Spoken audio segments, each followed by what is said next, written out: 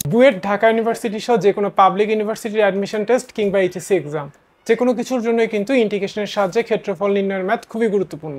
Specially engineering ইউনিভার্সিটির জন্য, engineering ইউনিভার্সিটির অ্যাডমিশন টেস্টের জন্য ইন্টিগ্রেশনের সাহায্যে এরিয়া নির্ণয়ের ম্যাথ খুব খুব খুব বেশি ইম্পর্ট্যান্ট।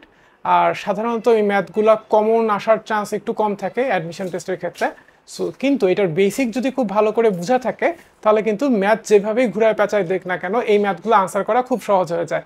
সো এই প্লেলিস্টের ভিডিওগুলোতে আমরা বেসিকলি ইন্টিগ্রেশনের সাহায্যে এরিয়া নির্ণয়ের ম্যাথগুলো দেখব। প্রথমে আমি বেসিক আলোচনা করব, দেন আস্তে আস্তে আমি ম্যাথের এক্সাম্পল দেখাবো। আর ম্যাথের ডিফিকাল্টি লেভেলগুলো প্রথমে সহজ থাকবে, আস্তে আস্তে আস্তে কিন্তু অনেক ডিফিকাল্টি লেভেল অনেক হার্ড হইতে থাকবে। ঠিক আছে, তাহলে আমরা দেরি না করে শুরু করে ফেলি। ওকে, প্রথমে একটু বেসিকটা আলোচনা করে নিই। ধরো একটা গ্রাফ এঁকে নিই আগে।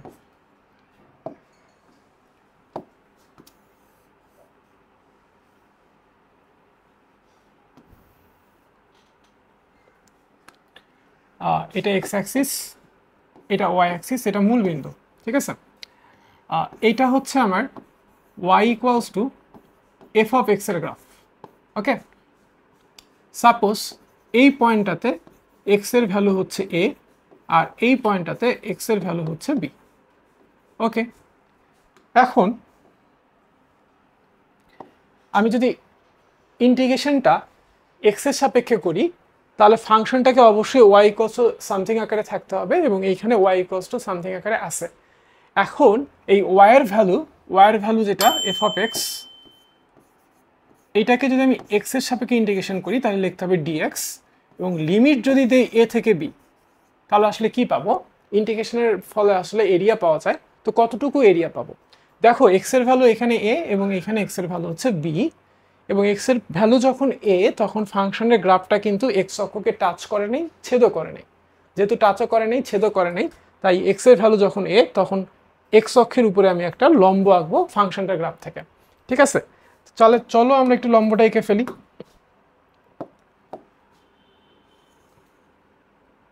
একইভাবে এক্স এর ভ্যালু যখন বি তখনও কিন্তু গ্রাফটা এক্স অক্ষকে টাচও করে নেই, ছেদও করে নেই। সো আবার লম্ব আঁকতে হবে যখন এক্স এর ভ্যালু বি। ওকে, লম্ব আঁকা শেষ। এখন যেহেতু ইন্টিগ্রেশনটা করছি এক্স এর সাপেক্ষে, সো এক্স অক্ষ, এই যে এক্স অক্ষ, যেই গ্রাফটাকে ইন্টিগ্রেশন করতেছি সেই গ্রাফটা আর এই দুইটা লম্ব, এদের দ্বারা যে আবদ্ধ ক্ষেত্র, এই ক্ষেত্রটার ক্ষেত্রফলই হচ্ছে এইটা। ঠিক আছে, এই ক্ষেত্রটার ক্ষেত্রফলই হচ্ছে এটা। ওকে, এখন দেখো যদি এরকম হইতো, গ্রাফটা যদি এরকম হইতো যে এরকম y equals to F of x, এখন এই পয়েন্টে এক্স এর ভ্যালু হচ্ছে এ আর এই পয়েন্টে এক্স এর ভ্যালু হচ্ছে বি, তাহলে কিন্তু ভাইয়া এই ইন্টিগ্রেশনটার ফলে কতটুকু এরিয়া পাইতাম? দেখো এক্স এর ভ্যালু যখন এ তখন গ্রাফটা কিন্তু এক্স অক্ষকে ছেদ করছে বা টাচ করছে। সো এখানে আর লম্ব আঁকার দরকার নাই। এই পয়েন্টে এক্স এর ভ্যালু বি, এইখানে লম্ব আঁকতে হবে কারণ এই পয়েন্টে এক্স এর জায়গায় এক্স অক্ষের সাথে গ্রাফের কোনো টাচ ঘটে নেই, সংস্পর্শ ঘটে নেই। ঠিক আছে, সো এখানে আমি একটা লম্ব আঁকবো।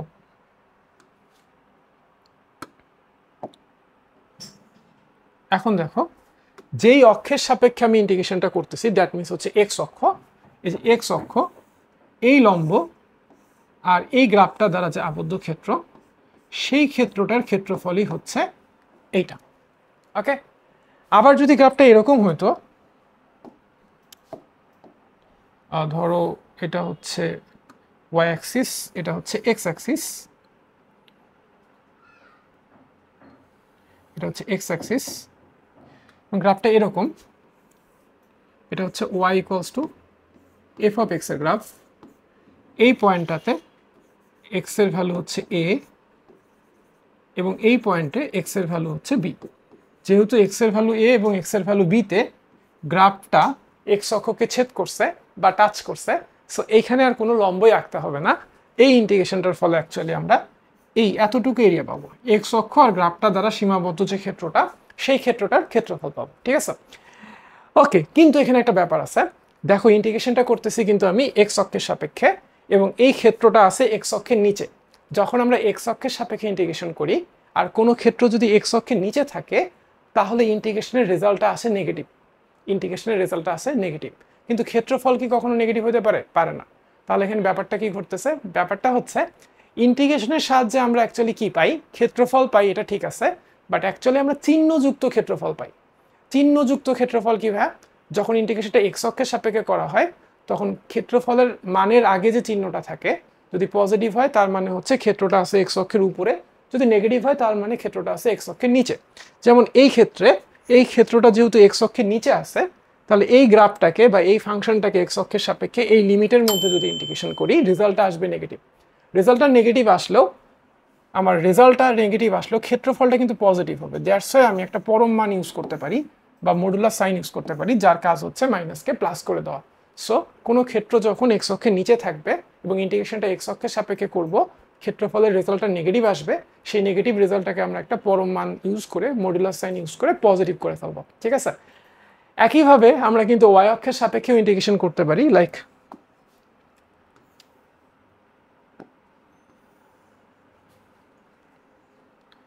এইটা হচ্ছে একটা ফাংশন, ওয়াই অক্ষের সাপেক্ষে যখন ইন্টিগ্রেশন করব তখন ফাংশনটা যদি হয় Y equals to F of X, এটাকে আমার এক্স ইকুয়ালস টু সামথিং আকারে লিখে নিতে হবে। যখন ওয়াই অক্ষের সাপেক্ষে ইন্টিগ্রেশন করব তখন গ্রাফের ফাংশনটাকে আমার এক্স ইকুয়ালস টু সামথিং আকারে লিখে নিতে হবে। তাহলে এক্স ইকুয়ালস টু কী হবে? এফ ইনভার্স ওয়াই, ওয়াই এর ফাংশন আকারে লিখে নিতে হবে। ঠিক আছে? এখন এই এক্স এর ভ্যালুটাকে আমি ইন্টিগ্রেট করব। সো এক্স এর ভ্যালুটাকে যদি ইন্টিগ্রেট করি, এক্স এর ভ্যালু কি ভাই? এফ ইনভার্স ওয়াই, ওয়াই অক্ষের সাপেক্ষে করবো, দ্যাটস ওয়াই এখানে দিব ডিওয়াই। ঠিক আছে? এখন লিমিট বসাইতে হবে। সাপোজ এই পয়েন্টের ওয়াই এর ভ্যালু হচ্ছে এ, ওয়াই অক্ষের সাপেক্ষে যেহেতু ইন্টিগ্রেশনটা হচ্ছে সো ওয়াই এর ভ্যালু নিয়ে কাজ হবে।